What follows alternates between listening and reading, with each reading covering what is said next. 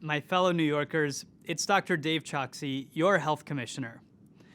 I am so excited to present Health of Asians and Pacific Islanders in New York City, the first comprehensive report from the New York City Department of Health and Mental Hygiene about the health of Asians and Pacific Islanders, or APIs, living in our city.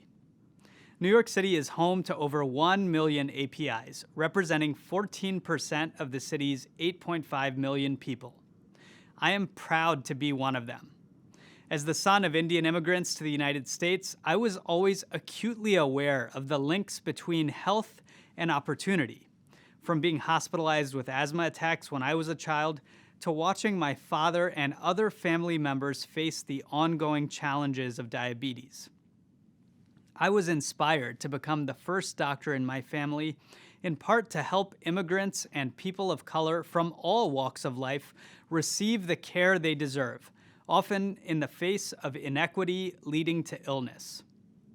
And as New York City's first health commissioner of Asian descent, I have the privilege to serve these populations on a wider scale, focusing on the disease prevention and community well-being that are at the heart of public health. But for all the belated attention now being paid to racial inequity in public health, APIs in New York City remain understudied and misrepresented, despite being among the city's fastest growing populations. Often described as a single group, Asians and Pacific Islanders in New York City, as elsewhere, are diverse, representing more than 48 unique countries and speaking various languages and dialects. The social, political, and economic histories of API countries influence the different health outcomes of API New Yorkers. This report highlights differences in demographic characteristics, health behaviors, and health status among the largest Asian and Pacific Islander ancestry groups in New York City, and provides comparisons with the overall API population and New York City population based on best sources of available public health data.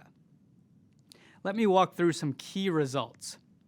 As a single group, APIs in New York City have a lower prevalence of obesity, higher rates of fruit and vegetable consumption, and a higher likelihood of getting the flu vaccination compared with the overall New York City population. Rates of colon cancer screening, HIV testing, and preventive dental cleaning fall below the New York City average. Nearly 1 in 4 Asian and Pacific Islander men smoke cigarettes. The rate of self-reported postpartum depression among API pregnant people is higher than the overall New York City population. Our results also reveal differences in outcomes among different Asian and Pacific Islander ancestry groups that are not apparent when considering APIs as a single group. The prevalence of high blood pressure ranges from 15% among those of Korean ancestry to 31% among those of Indian ancestry. Sugary drink consumption rates among API ancestry groups vary from 7% among East Asian adults to 28% among Native Hawaiian and Pacific Islander adults. Among Asian ancestry groups, a greater proportion of Indian adults report needing medical care, but not getting it, compared with Chinese adults. Numerous public health challenges exist for reaching and engaging API populations, including language inaccessibility in our health systems that delay and prevent access to care, culturally inappropriate assessment and diagnostic criteria between the service system and people served, and trauma associated with immigration status. In addition, more granular level data need to be collected on ancestry, country of origin, and language group to better understand the gaps within the Asian and Pacific Islander community.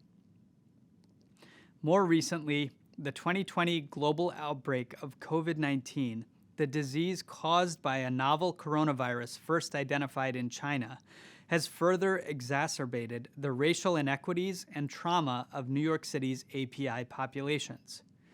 This, coupled with a history of systemic discrimination toward Asian and Pacific Islanders in the United States, has heightened xenophobic sentiment and led to an increase in racist attacks and violent crimes aimed at people of API descent. The consequences of these inequities must be accounted for as we implement health-focused strategies and services for API New Yorkers.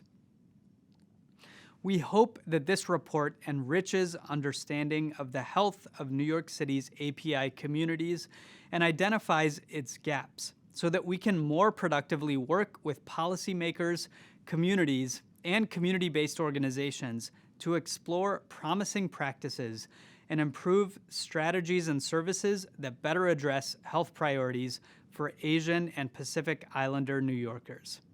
Thank you.